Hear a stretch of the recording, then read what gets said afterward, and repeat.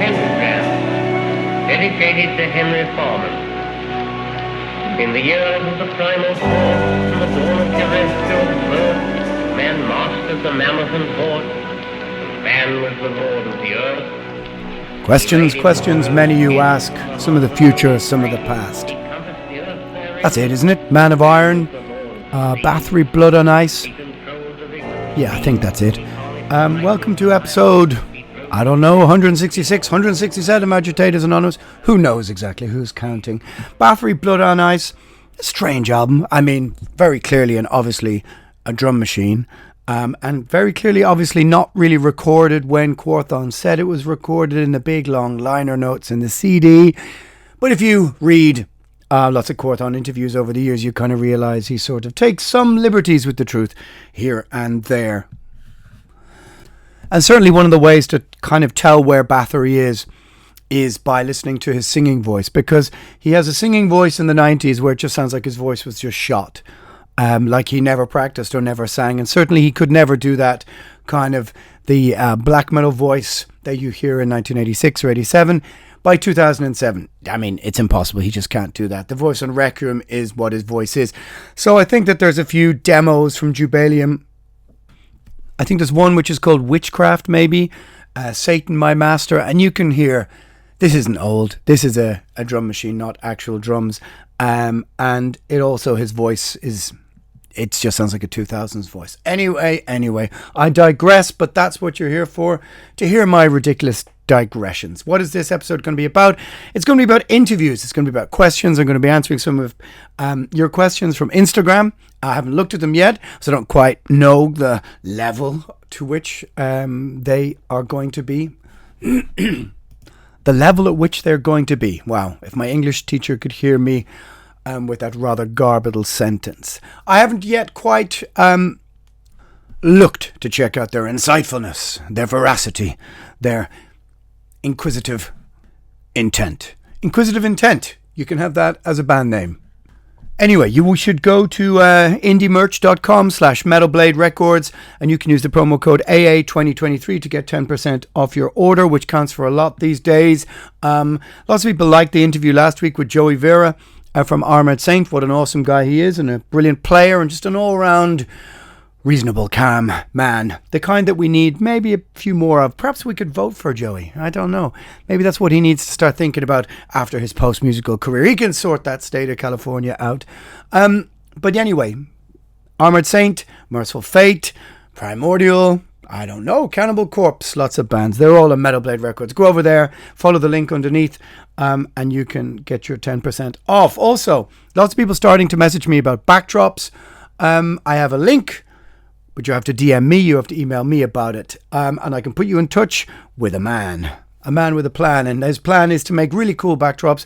They're all fireproofed at some of the best prices you're going to see anywhere in Europe. And so just, if you think to yourself, well, we've got some festivals coming up this summer, we have no big backdrop, send me a message.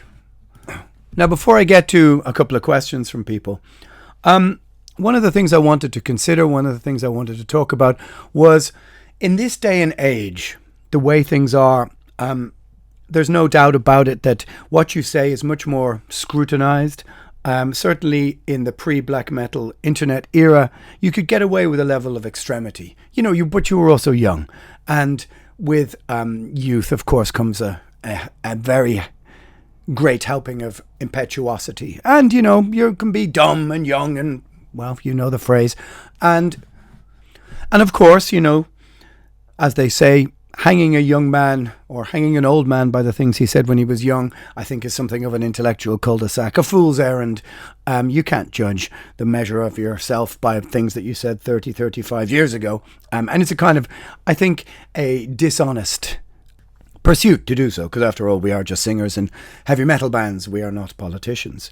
But as someone who always thought that a wise man should think everything he says rather than say everything he thinks, I've been well versed in the last 20, 30 years in, I suppose, thinking about questions, thinking about the implication and thinking how they will be interpreted, but yet at the same time being forceful in your opinions, forceful in your arguments, and forthright. Because certainly you should not be cowardly. You should not, I think, lie to yourself. Of course, sometimes there are compromises to be made with things. There always is compromises to be made with things. Some of them intellectual, some of them in the very real world, where you don't always have the ability to claim, the moral high ground or anything like that. But now on album 10 with the new Primordial, I'm starting to do press, starting to talk to people. And it is becoming a little bit more clear that you have to be, shall we say, more circumspect with your answers than before. But yet at the same time, I find myself straying into topics that aren't really primordial topics, because people now have an extra thing to discuss, which is the podcast, which is the what's happened to the world in the last 5 years. There's a lot to discuss, and people want to discuss a lot of things with me. And I have to sometimes weigh up, well, what is the risk or the reward? Because as I said before in the podcast, I feel that we are living in a very sort of intellectually dishonest binary world, where we're being invited to consider things that we held as truths only 6 months or a year or 2 years ago to now be falsehoods, and for falsehoods to be truths. We're living in a sort of deluded world where we're being invited to take part in a kind of a pantomime. Politics reveals itself to be a pantomime. We're gaslit all the time. It's not a phrase I really like, but we are gaslit by the mainstream media all the time, by politicians. 1 week one thing, 1 week another thing. And it's clear so far after the first 3 or 4 interviews that people have a lot of extra things to ask me, things I've never really considered or never really heard in an interview before. And you have to consider and weigh up, is this correct? Do I go back in an interview about Primordial and go, hey, pangolins, remember the pangolins? Oh, right, yeah. Well, you don't, but I do, because you are busy following the mainstream narrative or shilling for Big Pharma or whatever it is that you want to say. So now, do I mention that? Because I've mentioned on the podcast before that I found over the whole lockdown pandemic thing how conformist much of the metal scene was, and that I, came to be sort of found myself in opposition to a great measure of it, which I found really unusual, even though I kind of suspected it. But I was reading a review of an album that I did, and the first thing the review said was, well, Alan Averill, he has some questionable views. And then it went on to review the music. And I thought, well, is that really fair to say that you should, it said Alan Averill had some questionable views during the lockdown. Now, it didn't say what those questionable views were.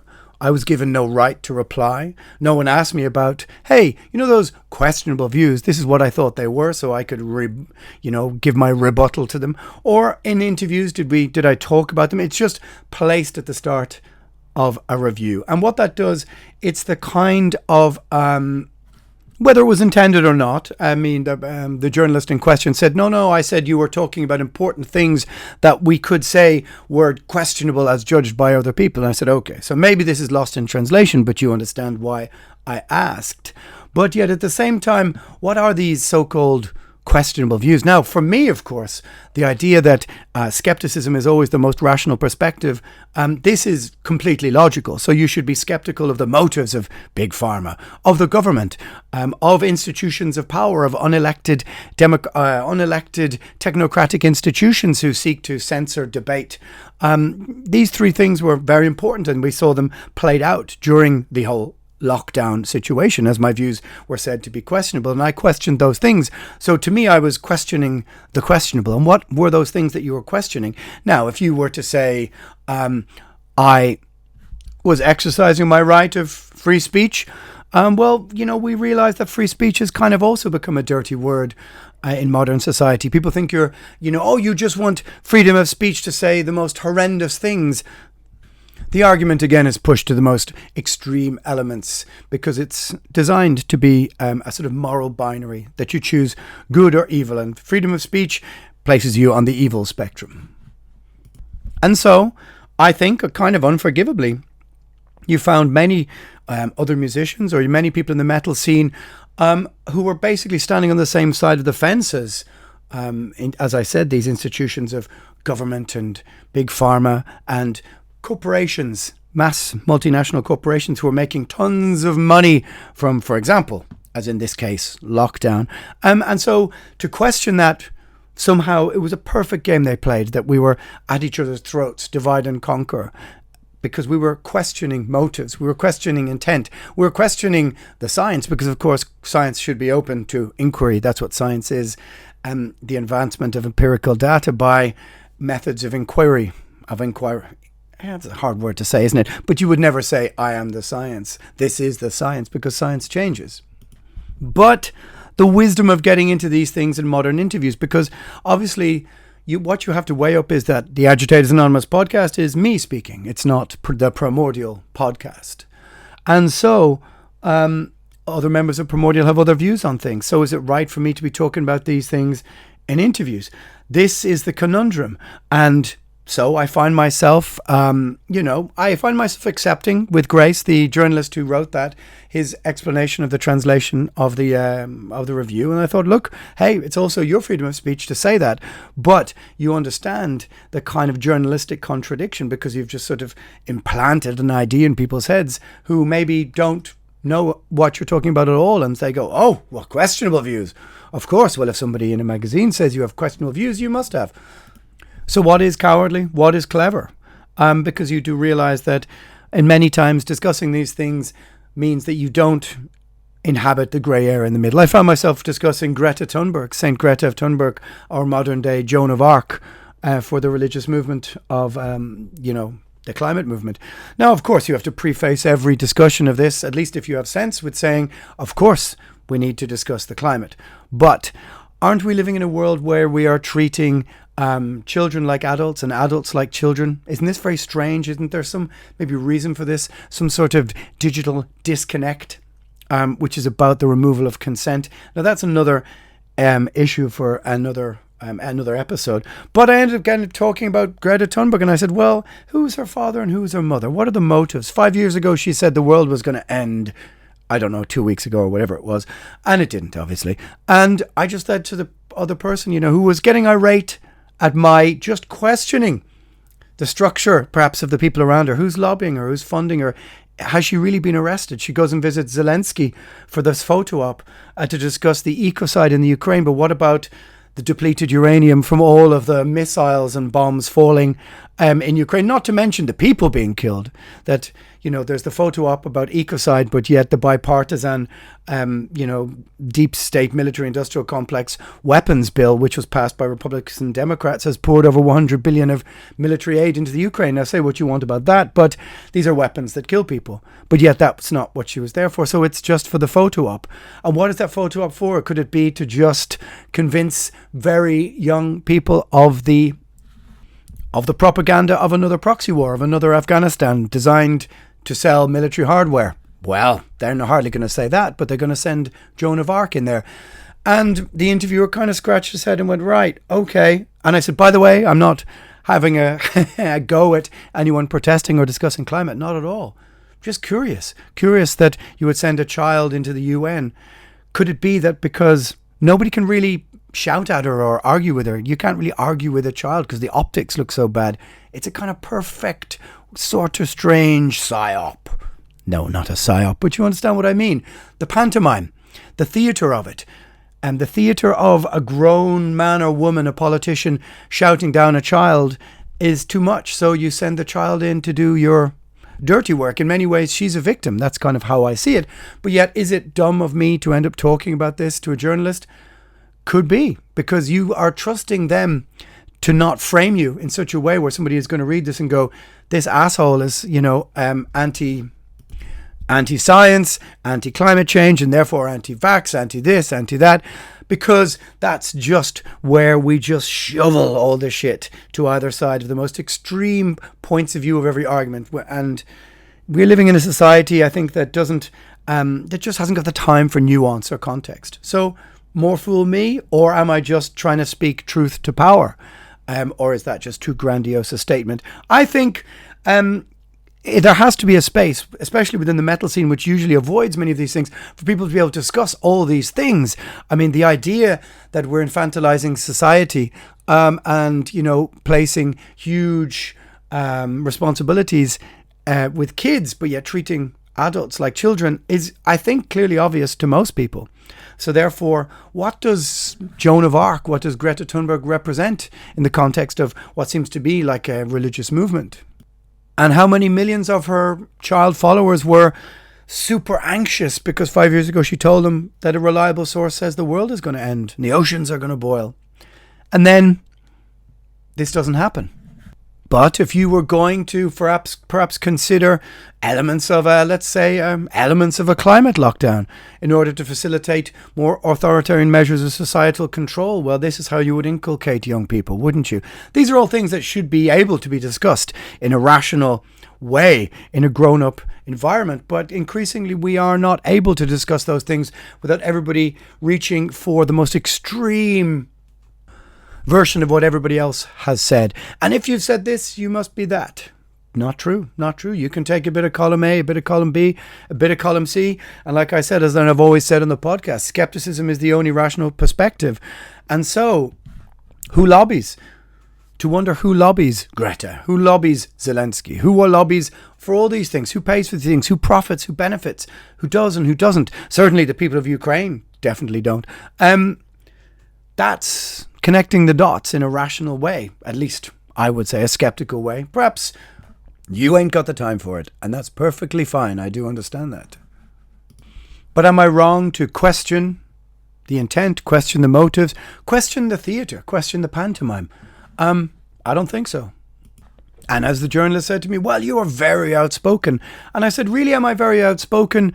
Only compared to other bands? I really don't know. I don't have anything really to compare that to. I just believe that we should be able to have rational discussions like adults and not reduce ourselves to, as I said, these binary choices. But then again, as I said before in the podcast, what do people want? Do they want their metal bands, do they want the musicians to say nothing? It's certainly been strange to observe that back in the 1960s and the 70s, if you're a musician involved in counterculture, whether it's even if you think Willie Nelson in country and western or the Dead Kennedys or whoever, you held power to account. That's what being part of a counterculture was. You were counter to the culture. It was an alternative culture. And it kind of feels like that element of trying to hold power to account, or at least being skeptical of the motives of your government, of the state, of all these kind of things, just like punk rock said you were supposed to do. And I think like if you were black metal, you should be on, identifying with maybe an outlaw position or an outsider point of view. If heavy metal always said it sang about rebellion, where were the rebels? Where were the people who were speaking out going, I have questions about the pangolin, or I have questions about the science of lockdown, or I have questions about many, many things, but we didn't hear very many of them. And in fact, if you did, you found yourself shouted down very often by the mob, accused of being this, that and the other. But yet at the same time, wasn't this the essence of some of the things that we sang about? Wasn't punk rock supposed to be against the state fundamentally? And there I was being criticised by old punk rockers who were telling me to get in line, Mr. Averill, stop complaining, it's for the greater good of society and this, that and the other. And you thought, wow, what happened to you? What happened to you? What happened to holding truth to power? But that said, do people really want to hear politics from metal bands? I get it. But that's why I started the podcast, in order to be able to try and discuss some of these things in an even-handed manner and sort of try and put both points of view. Because like I said, always, I'm sort of politically homeless. And therefore, the truth is usually residing in the grey area, or shades of grey. But who cares about my comments about Greta Thunberg? You're right. Who does care? It just so happened that in the course of an interview, of a conversation, it just happened to go there. Another conversation I had ended up talking about the hate speech bill laws that are being passed in Ireland. Now, if you're from Ireland, you'll have noticed that the only thing on the front of our newspapers for 2 weeks is the salaries of TV presenters. Perfect smokescreen to just keep the public just sitting on this story, imbibing this nonsense while other things are happening. Yet behind this, we are passing one of the most draconian hate speech bills in any country in the West. Are you going to read that on the front of the newspaper? No. Are you going to read a front page article which says, well, maybe that lab leak thing, kind of question mark next to some of the health officials who kept you locked in your home for 2.5 years? No, we're not really going to. The public are sick of that. Should I be surprised that we just get the same soap opera for 2 weeks? So I end up discussing that with a journalist, and he says, well, if you saw the amount of hate speech online that my students have to deal with. And I said, well, isn't that just bullying? And didn't kids always do that? Isn't that the word we have for it? But it's just now being reframed in an Orwellian way because, hate speech, if we accept that anybody who dissents from the state is guilty of hate speech, and we manage to convince normal people to go along with the language, it's the framing of language that's what's important, and that's what's Orwellian. And it drew a kind of, oh, okay, maybe response. And I wasn't trying to lecture, I wasn't trying to whatever, and you just end up through the fluidity of conversation discussing these things, and that's the beauty of it. But at the same time, there was something serious to be said about the nature of something like hate speech. Because wouldn't every authoritarian regime in the history of the 20th century delight in the idea that they could frame dissent from the mainstream narrative, or dissent from their narrative, or dissent from their rules and laws as hateful as hate speech, and have the public cheer along as they walked the respective dissidents to the gallows? Because that is what history has shown us always happens.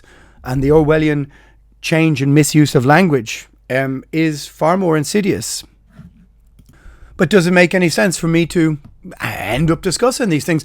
But I kind of feel like after 10 albums and the place we are, and how many more spins have I got around the ball of dirt? Who knows? Not that many. We're into the last phase of the moon really here, aren't we? So maybe we throw caution to the wind and consider ourselves to be the last of a dying breed of people who will speak out, or at least speak about complicated narratives. Because I think that there's this misunderstanding that people aren't able to decipher through these complicated narratives, or at least to understand nuance and context. Nuance and context are dirty words now in 2023 because they complicate the narrative. They complicate the binary choice which we're being forced into, because that's what keeps us at each other's throats. Divide and conquer. Divide and conquer, my friends. Poor old Natafrost, huh? Fell off the stage, ended up becoming a meme within 30 seconds. That's what can happen to you, my friends. And sometimes I can tell you this, I have come very close to falling off the stage. A couple of centimetres to the left or right, and especially if you've had a drink or two. Although, as you grow older, you should probably be dialing down that volume a little bit. But the edge of the stage can be a pretty difficult thing to find. But alas and alack, poor old Natafrost didn't seem able to judge his angles and mathematics in that moment. Am I too opinionated? Well, maybe so. But what a dull world it would be without a little bit of opinion in the metal scene, don't you think? I often think about this TV show, The Best of Enemies, this documentary, which was about a series of debates between the very wonderful Gore Vidal and William F. Buckley. You can find it. It's a documentary about these huge debates they had from the Republicans and the kind of Democrat side, although it was a bit more complicated than that. And these fiery debates that got millions and millions of people viewing. And one time ended up with Buckley wanting to punch old Gore in the chin. But, I think after watching all of them, you kind of think maybe Gore got the upper hand. Gore Vidal, if you don't know, a wonderful writer, polemicist, whatever you want to say. But I think I watched it and I thought, wow, don't think this could ever happen now, because it would be shortened to 2 minutes and people would just be screaming at each other, at least outside of the realm of some podcasts that you see now. But are they done with scholars and intellectuals, or are they just mainly two YouTubers, two Instagram influencers sort of shouting at each other? I find Tim Pool irritating at the best of times. But you look at his argument with some woman called Emma Vigeland. I'm glad to not know all of these people more or less.